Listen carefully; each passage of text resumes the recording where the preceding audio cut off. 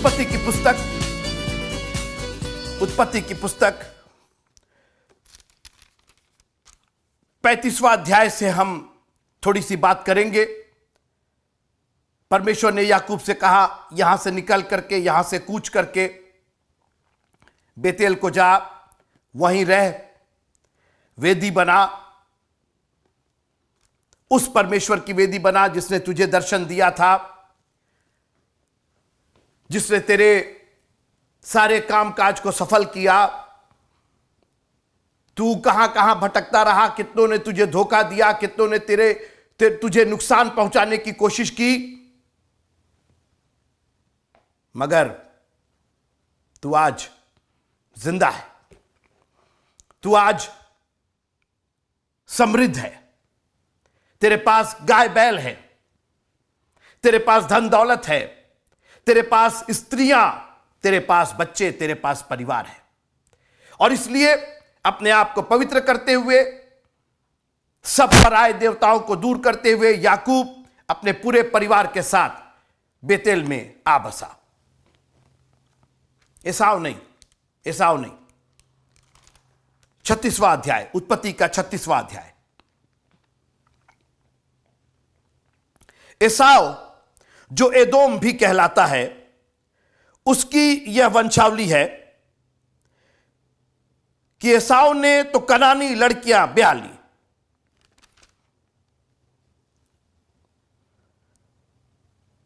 मित्रों,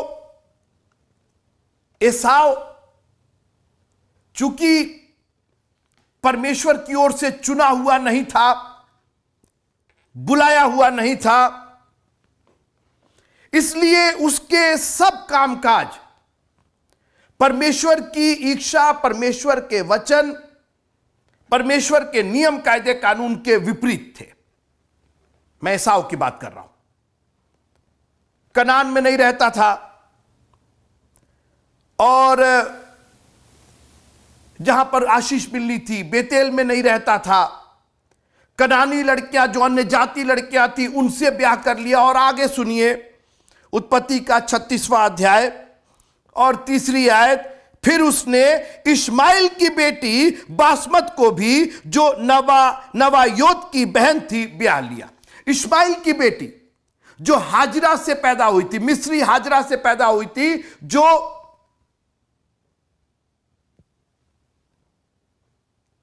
मेड थी, सारा की जो मेड थी, जो देखभाल करने वाली थी सारा को, वो मिस्री थी, वो हिब्रू नहीं थी, वो अन्य जाति थी। उससे इश्माइल पैदा हुआ था, हमने बात की थी उसके बारे में। और उसकी इश्माइल की बेटी को, जो बासमत कहलाती थी, उसको भी ब्याह कर लिया। पूरा वंशज खराब करने के चक्कर में पूरा बीज खराब हो रहा है। मगर दूसरी तरफ याकूब परमेश्वर में बना हुआ है। जो दर्शन उसको मिला था, उस सीढ़ी का दर्शन, जो आशीषें मिली थी, उसको रक्षा करने के लिए आज याकूब ने ठान लिया है। और याकूब, उत्पत्ति 35 6वां अध्याय। सो याकूब उन सब समेत, 35वां अध्याय उत्पत्ति का और 6वीं आयत। सो याकूब उन सब समेत जो उसके संग थे, कनान देश के लूज नगर को आया। वह नगर बेतेल भी कहलाता है, और वहां उसने एक वेदी बनाई और उस स्थान का नाम एल बेतेल रखा। और वहां परमेश्वर ने, 11वां पद, फिर परमेश्वर ने उससे कहा, मैं सर्वशक्तिमान ईश्वर हूं। 9वें पद में आइए, उत्पत्ति का 35वां अध्याय 9वां पद। फिर याकूब ने पद्दनराम से आने के पश्चात परमेश्वर ने उसको दूसरी बार उसको दर्शन देकर के आशीष दी। ये देखिए, ये बेतेल की आशीष है। और बेतेल की आशीष क्या है? परमेश्वर के वचन के कहे अनुसार करने के पर यह दूसरी आशीष है। एक बार तो पहली बार परमेश्वर ने सीढ़ी वाला दर्शन दिया, और अब दूसरी बार। अभी तक परमेश्वर दर्शन नहीं दे रहा था? क्योंकि अभी तक याकूब परमेश्वर की आज्ञा पर नहीं चल रहा था।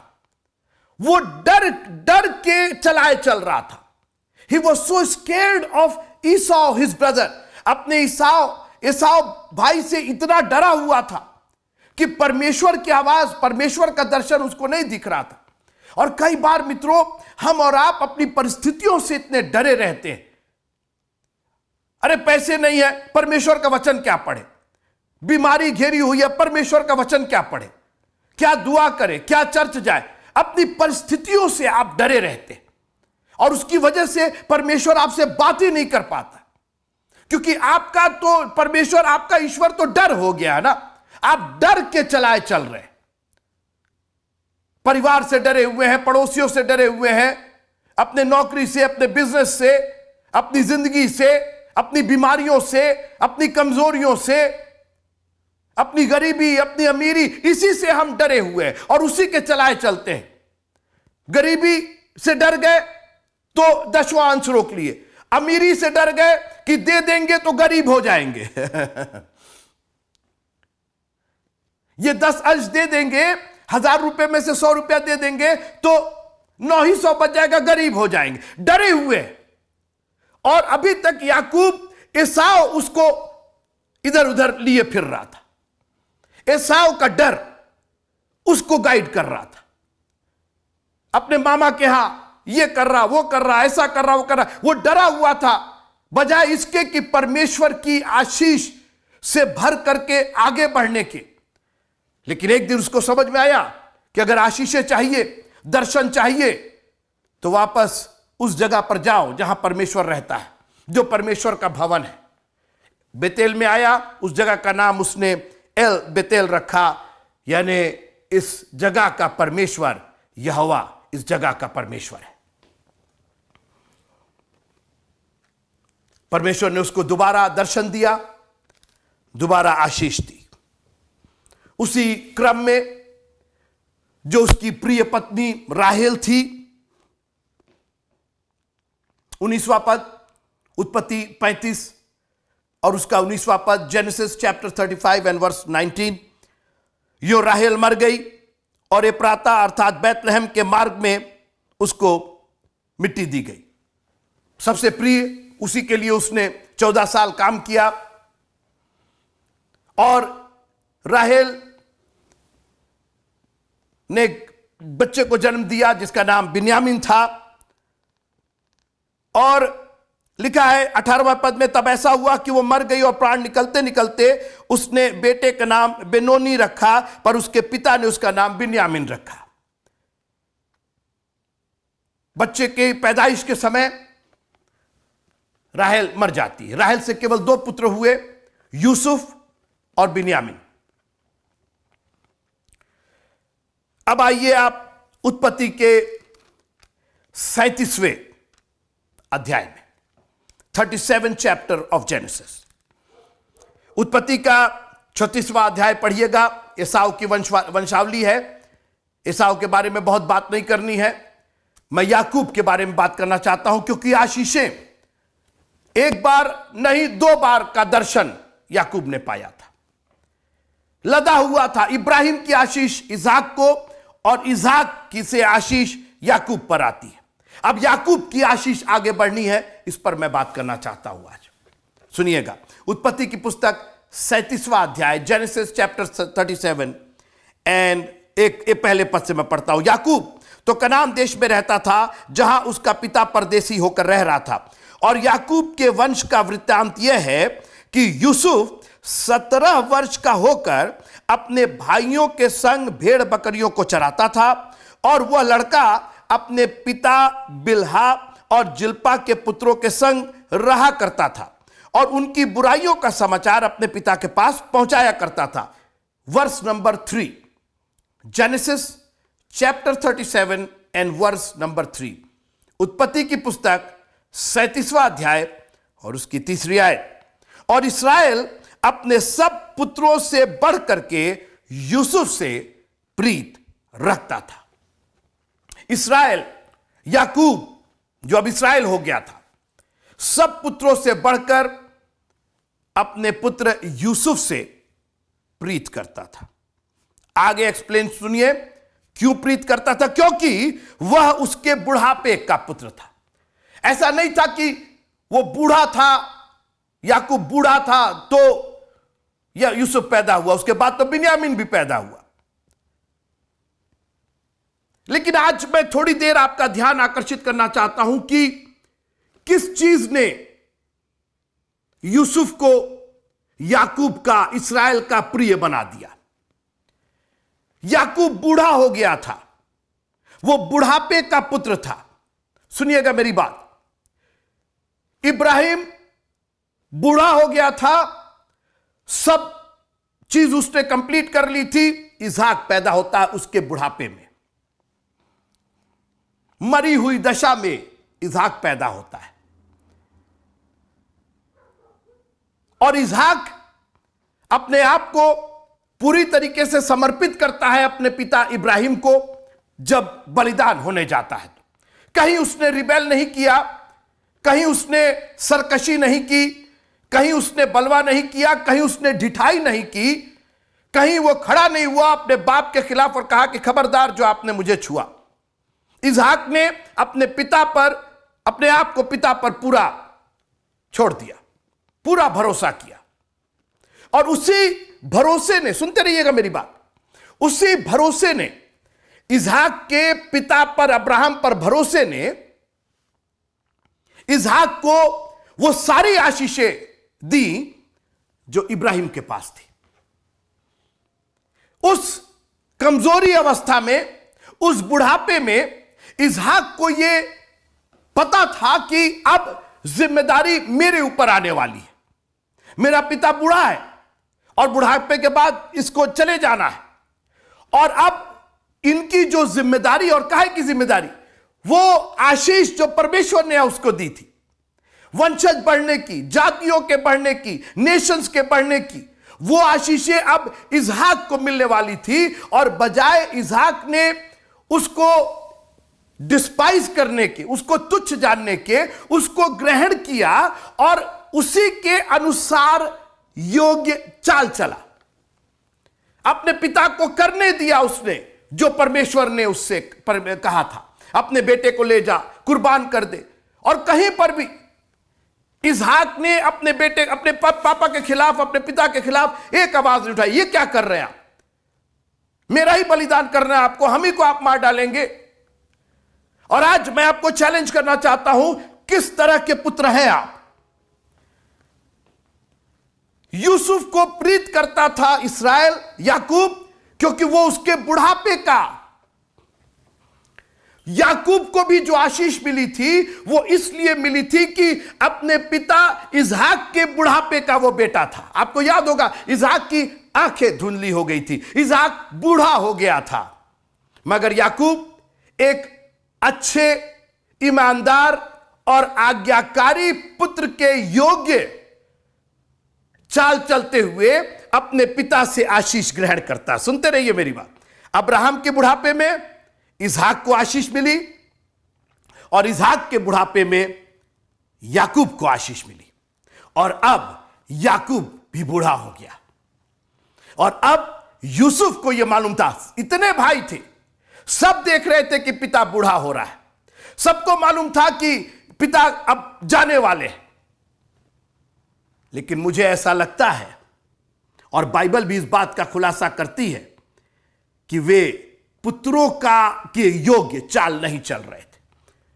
अभी हमने पढ़ा, यूसुफ उनकी बुराइयों का समाचार अपने पिता को देता था। वो बुरे थे, पुत्र जैसी चाल नहीं चल रहे थे।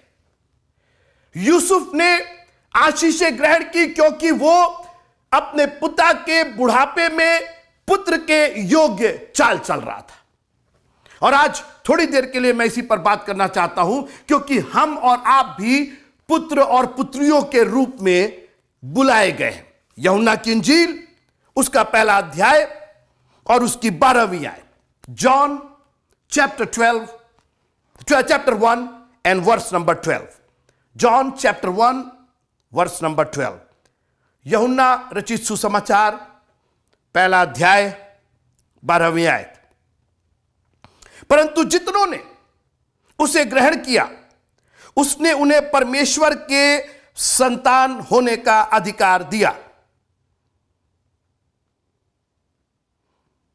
अर्थात उन्हें जो उसके नाम पर विश्वास रखते हैं।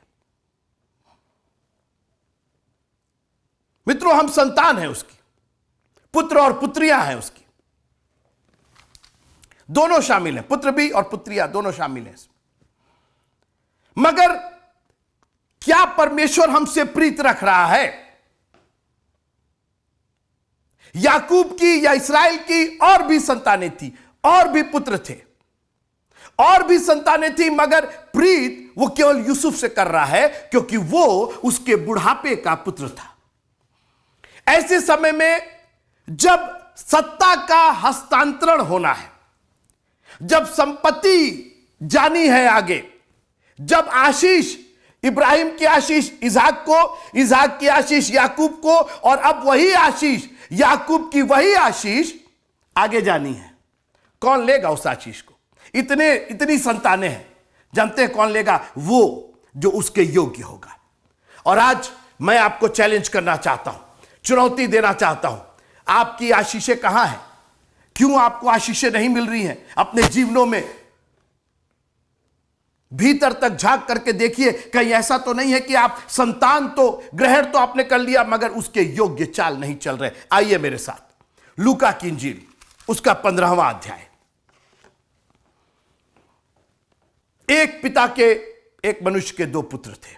मेरे साथ आइए लूका की इंजील उसका 15वां अध्याय, 15 चैप्टर ऑफ लूक।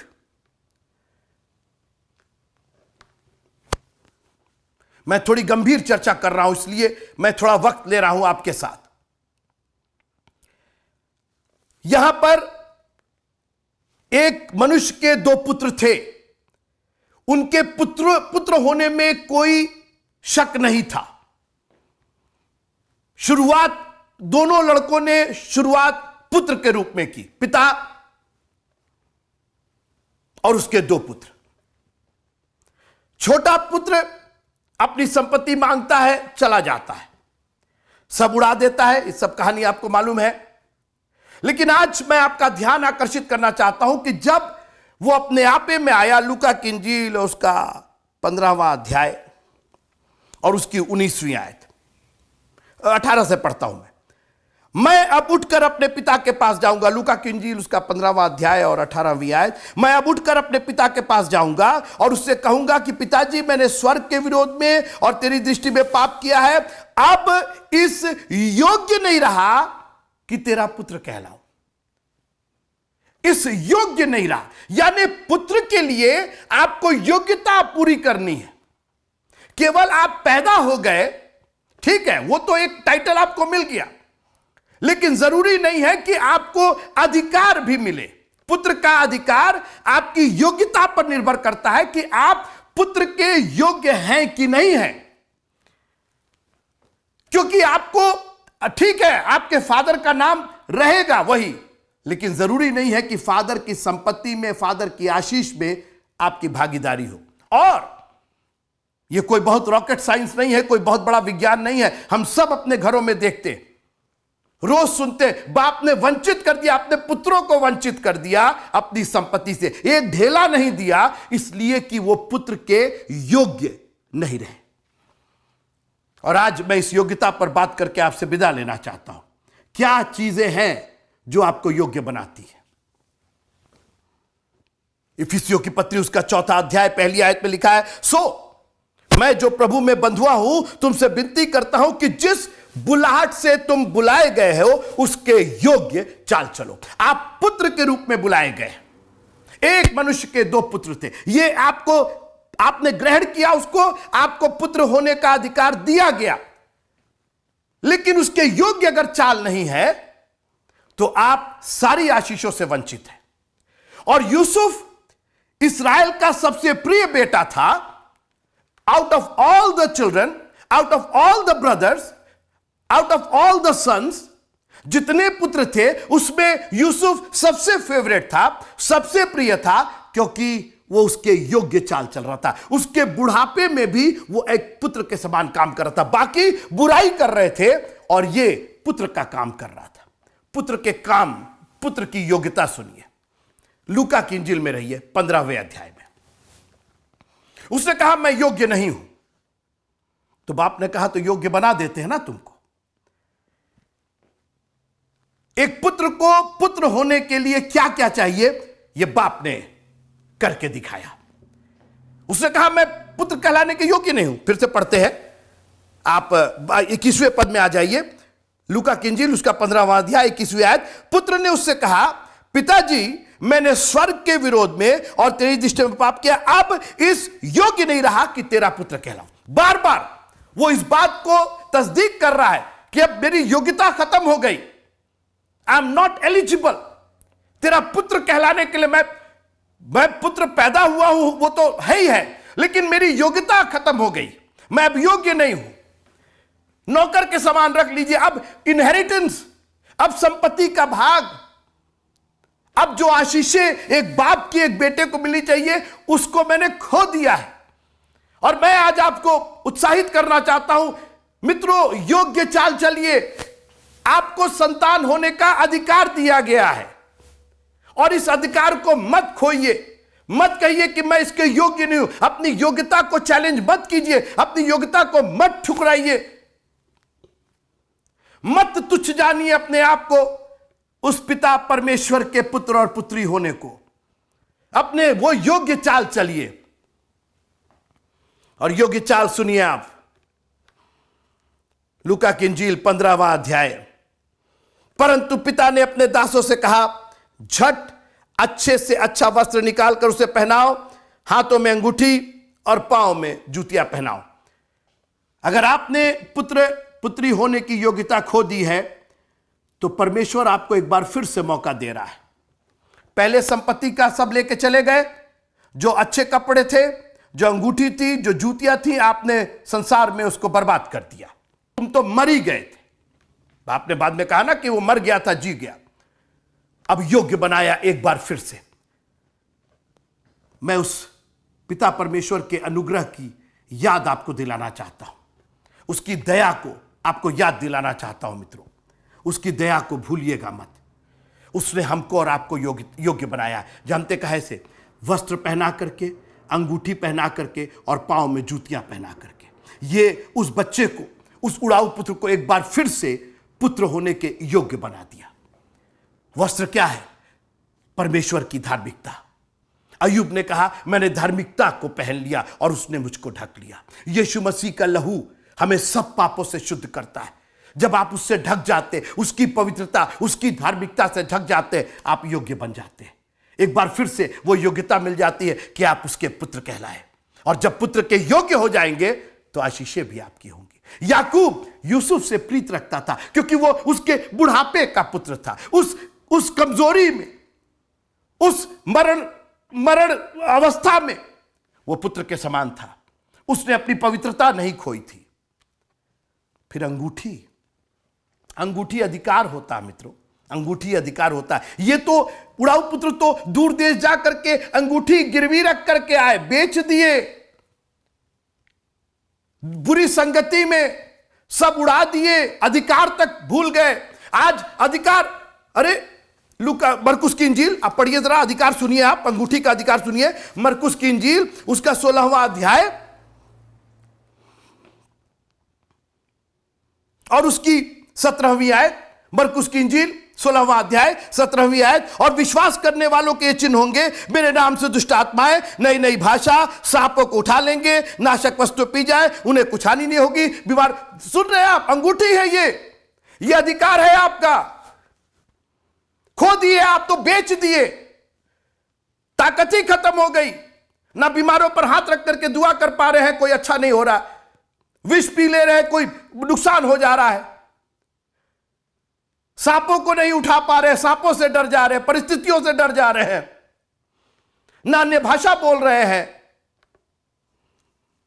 क्या रहा आप? क्यों? मैं इस योग्य नहीं रहा। उसने कहा कि वस्त्र भी हम पे बांट करके आए, वस्त्र भी बेच करके आए, अंगूठी भी, अधिकार भी हमने खो दिया।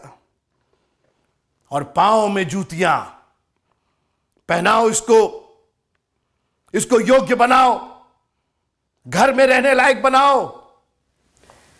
मैं आपसे पूछना चाहता हूं, कहां है आपका धार्मिकता का वस्त्र? यीशु मसीह का लहू आप पर लगा है? क्यों गलत काम होते हैं? क्यों गलत विचार आते हैं? क्यों प्रभु के प्रति डेडिकेशन नहीं है? पवित्रता खो रही है आपकी। आप एक एक करके अपने कपड़े संसार में बेचते जा रहे हैं, संसार में उड़ाते जा रहे हैं। इस धार्मिकता को बनाए रखिएगा मित्रों, इस अधिकार को बनाए रखिएगा, उसके नाम, उसके विश्वास के अधिकार को बनाए रखिएगा। हमको और आपको, जितनों ने उसको ग्रहण किया, उसके नाम पर विश्वास किया, उनको अधिकार मिला है, संतान होने का अधिकार, संतान होने की योग्यता मिली है। इस योग्यता को अयोग्य मत बनाइएगा। बाप ने नहीं भेजा था दूर देश, बाप ने नहीं कहा था अयोग्य होकर के आओ। यह हमारी आपकी अपनी ढिठाई, अपनी सरकशी। इस्राएल याकूब यूसुफ से प्रीत करता था क्योंकि वो उसके बुढ़ापे का पुत्र था। वो भी अन्य भाइयों के समान अपने आप को अयोग्य कर देता, वो भी जाकर के बुराइयां करता, लेकिन उसको मालूम था एक बहुत बड़ी आशीष उसका वेट कर रही है। मुझसे मत बताइए, कहिए कि यूसुफ को कहानियां नहीं मालूम थी, दादा इसहाक की और परदादा इब्राहिम की कहानी नहीं मालूम थी। उसको मालूम था किस तरीके से परमेश्वर ने इब्राहिम को, उसके परदादा को बुलाया था, फिर उसके दादा को कैसे आशीष दी, फिर उसके पापा को कैसे, सब उसको पता था। और वो he was looking forward to receive the same blessing. Abraham की वो आशीष मित्रों आज भी हमारे लिए वेट कर रही है। कहां है? कितनी सीमित हो गई है हमारी और आपकी दृष्टि, कितना कमजोर हो गया है हमारा आपका विश्वास। चर्च आने में, दशवां देने में हम इतनी कमजोरी महसूस करते हैं। खुदावंद का कलाम पढ़ने में, उसका कलाम बोलने में हम कमजोरी महसूस करते हैं। कितनी शॉर्ट डिस्टेंस हमारी साइट हो गई है, इतना ही दिखाई देता हमारा परिवार, हमारी गरीबी, हमारी बेबसी। क्यों है? वो बड़ी आशीष क्यों नहीं दिखाई देती है? यूसुफ को वो बड़ी आशीष दिखाई दे रही थी मित्रों, और उसने अपने आप को योग्य बना करके रखा। उसने पवित्रता का वस्त्र धारण किए रहा, उसने वो अधिकार, वो अंगूठी अपने पास रखी। और जूतियां सुसमाचार का प्रचार है। जाओ सारी जाति के लोगों को प्रचार करो, जाओ सबको बताओ there is a god that can give you salvation. एक प्रभु है जिसने अपनी जान दी है। परमेश्वर ने संसार से ऐसा प्रीत रखा, ऐसा प्यार किया, उसने अपना इकलौता पुत्र दिया ताकि जो कोई, कौन बताएगा उनको जाकर के, कौन बांटेगा वो 2 मछली और 5 रोटी की आशीषें? हम उसके चेले हैं मित्रों, हम उसके पुत्र और पुत्रियां हैं, हमको अधिकार मिला है। योग्य चाल चलो। 2 और चाल योग्यता में बता के खत्म करना चाहता हूं। तो छोटे बेटे को तो योग्य बनाया धार्मिकता का वस्त्र देकर, अधिकार दे करके, और गवाह बना करके, जूतियां गवाह बना करके। अपने को चेक कीजिए, वो यीशु मसीह की पवित्रता, यीशु मसीह की धार्मिकता आप पर है कि नहीं है? वो अधिकार है कि नहीं है? आपकी दुआ में वो विश्वास है कि नहीं है? वो ताकत है कि नहीं है? और आपकी गवाही कितनी मजबूत गवाही है। सोचिए वो छोटा बेटा जब कहीं जाता होगा, शान से कहता होगा कि मेरे पापा ने मुझको फिर से, मैं क्या था, I was completely ripped off, मैं तो कंगाल और दलिद्र, नंगा, भूखा होकर के आया था। ये पिता की दया है, और आज ये पिता की दया है। कौन बताएगा दूसरों को जाकर के? बताइए जाकर के, आज मैं जो कुछ हूं वो अपने पिता की वजह से हो। उसने मुझको एक बार फिर से पुत्र होने का के योग्य बनाया। मैंने तो अपने आप का योग्य कर लिया था, मैंने तो कह दिया था कि मैं पुत्र कहलाने के योग्य नहीं हूं। उस पिता ने मुझे फिर से योग्य बनाया। एक और बेटा था, बड़ा बेटा, वो भी अपनी योग्यता खोने पर था कि पिता के अनुग्रह ने उसकी योग्यता को बचा लिया। सुनते रहिएगा। क्रोध में भर गया, बाहर निकल गया, बहस करने लगा। क्या है कि उससे कहा तेरा भाई आया है, इसलिए यह सुनकर क्रोध से भर गया। मैं लूका की इंजील उसका 15वां अध्याय 29वीं 28वीं आयत पढ़ रहा हूं। यह सुनकर वह क्रोध से भर गया और भीतर ना जाना चाहा, परंतु उसका पिता बाहर आकर उसको मनाने लगा। पिता ने कहा इसके पहले कि तुम अपने पुत्र होने की योग्यता खो दो, एक बार मेरी सुन लो, मेरे अनुग्रह पर एक बार ध्यान दे लो। मैं एक बार तुमको समझाने आया हूं। हो सकता है कि आप उड़ाऊ पुत्र के समान अयोग्य ना हो सकता है कि आपके पास बहुत कुछ हो, लेकिन कहीं ऐसा तो नहीं है कि आप बड़े भाई के समान अपनी योग्यता खो रहे हैं। पिता ने उसको फिर से योग्य बनाने के पॉइंट्स दिए, सुनिएगा। नंबर 1, 31वां पद, उसने उससे कहा, पिता ने बड़े बेटे से कहा, पुत्र तू सर्वदा मेरे साथ है। योग्यता अगर आपको रखनी है तो सर्वदा उसके साथ रहिए। अरे मतलब लेकिन एक दिन तो हम मरे। कहां, आप कहां मरेंगे? किसने कह दिया आप मरेंगे? लिखा है जो उस पर विश्वास करते वो मर भी जाए तो जीवित रहेंगे। ये कहां से लिखा है कि धर्मियों की मौत जो है वो उसके दृष्टि में अनमोल है। हम सर्वदा रहेंगे मित्रों, वो सर्वदा रखने के लिए। ऐसे ही सर्वदा के बारे में नहीं होता तो वो चोर नहीं कहता कि अपनी बादशाहत में आना तो याद करना। अरे तुम याद करना, मरे जा रहे हो तुम, क्या किस याद की बात कर रहे हो? और यीशु मसीह ने उसको तस्दीक भी किया, बोला आज ही फिरदौस में होगा तू। अरे गजब बात है। यहां तो सब सोच रहे कि मार डाले, मर गया। और ये कह रहे हैं कि तू मेरे साथ, और वो भी कह रहा है कि हमको याद करें। कब याद करेंगे बाबा, तुम तो खत्म हो गए। उसको मालूम है कि मुझे सर्वदा रहना है। ये योग्य बन रहा था मित्रों। आप क्या बात कर रहे हैं? कितनी सीमित हो गई है हमारी दृष्टि, हमारा विश्वास कितना थोड़ा हो गया है। क्या हो गया हम लोग को? हमारे परिवार की दशा ने, हमारी आर्थिक दशा ने, हमारे शारीरिक दशा ने, किस चीज ने हमको इतना लिमिटेड विजन वाला कर दिया है? क्यों हम इतने शॉर्ट साइटेड हो गए कि हम ये देख नहीं पा रहे कि हमको तो उसके साथ सर्वदा रहना है। यूहन्ना की इंजील 14वां अध्याय कब हमको समझ में आएगा? मैं आऊंगा, ले जाऊंगा, जहां मैं रहूंगा वहां तुम भी रहोगे। हम अपने यहीं के रहने को, अपने किराए को लेकर के परेशान है, अपने घर की छत को लेकर के परेशान है। घर मित्रों, बाप ने कहा कि तू मेरे साथ सर्वदा रहेगा, योग्य रहे। ये योग्यता है तेरी। मैंने तुझे योग्य बनाया है कि मैं तुझे अपने साथ सर्वदा रखूं। मैं सर्वदा हूं, तू भी सर्वदा रहेगा। कितनी बड़ी बात।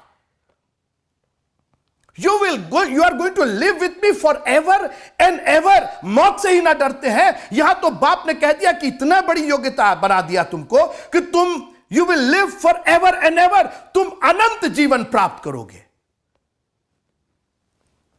आपको समझ में आया कि ये जीवन सिर्फ यही नहीं है, ये जीवन अनंत जीवन का है।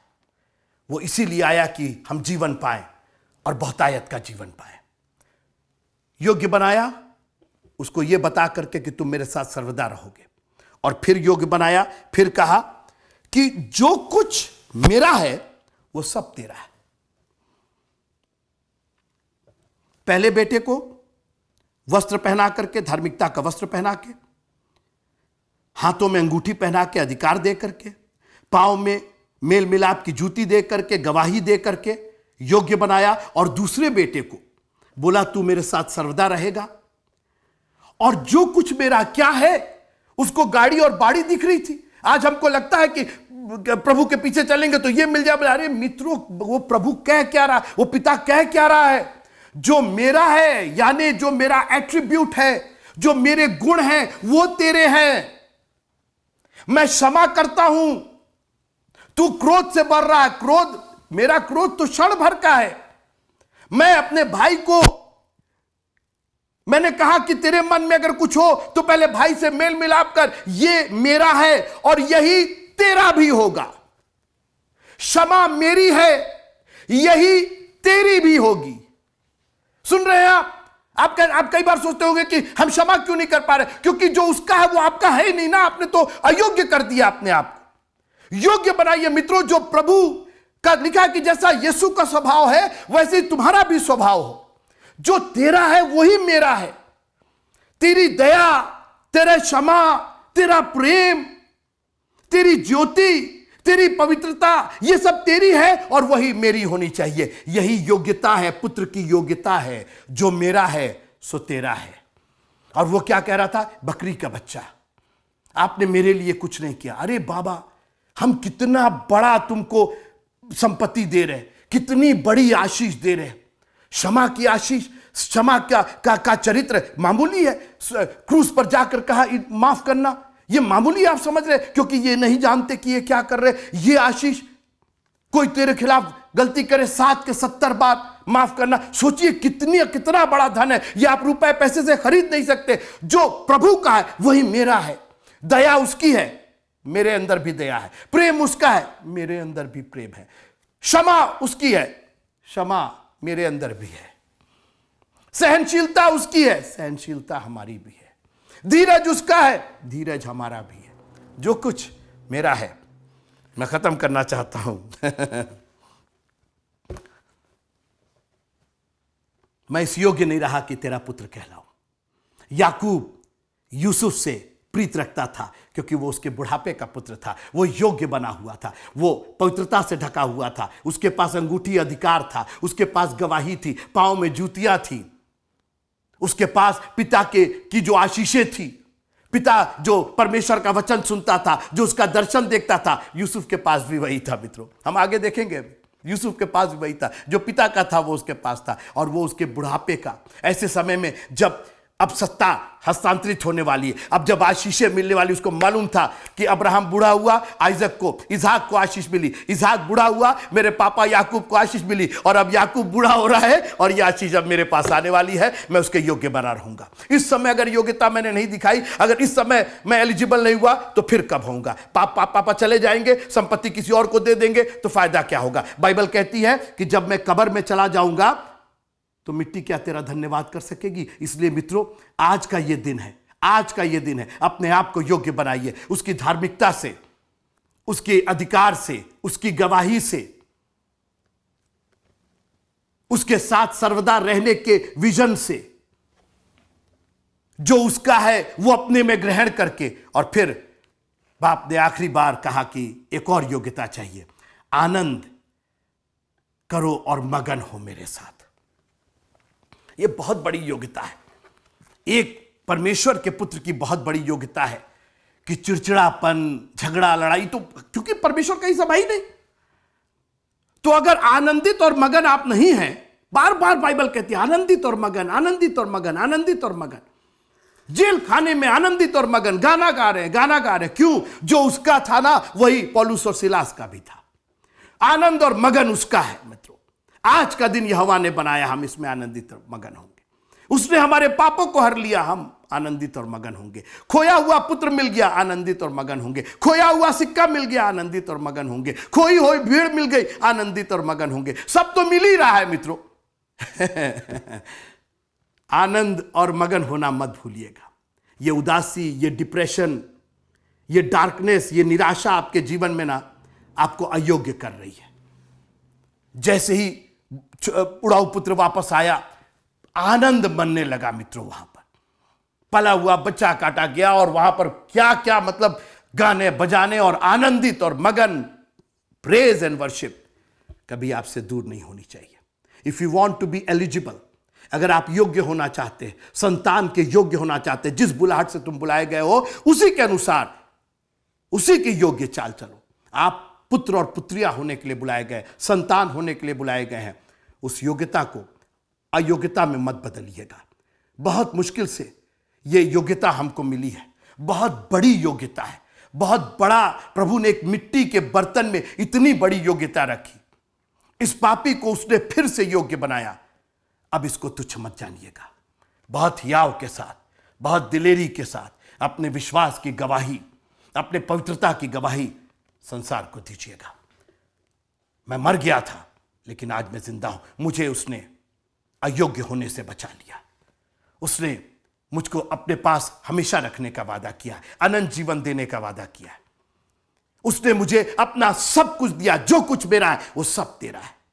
उसने मुझे आनंद दिया है और मगन रहने की ताकत दी है। पवित्र आत्मा का अभिषेक दे करके उसने मुझे आनंदित और मगन किया है। I can praise him and I can worship him for ever and ever. मैं हमेशा और हमेशा उसकी स्तुति और उसकी बड़ाई करूंगा। प्रभु आप सबको बहुत आशीष दे। योग्य बने रहिएगा, अयोग्यता कहीं से आप में ना आने पाए। ये बहुत बड़ी आशीष प्रभु ने हमें दी है। याकूब, इस्राएल यूसुफ से प्रीत रखता था क्योंकि वो उसके बुढ़ापे का पुत्र था। वो योग्य बना हुआ था, एक पुत्र के रूप में उसने प्रूव किया था कि वो योग्य है आशीषों को हासिल करने के लिए। God bless you. प्रभु आप सबको बहुत बहुत आशीष दे। जय मसीह।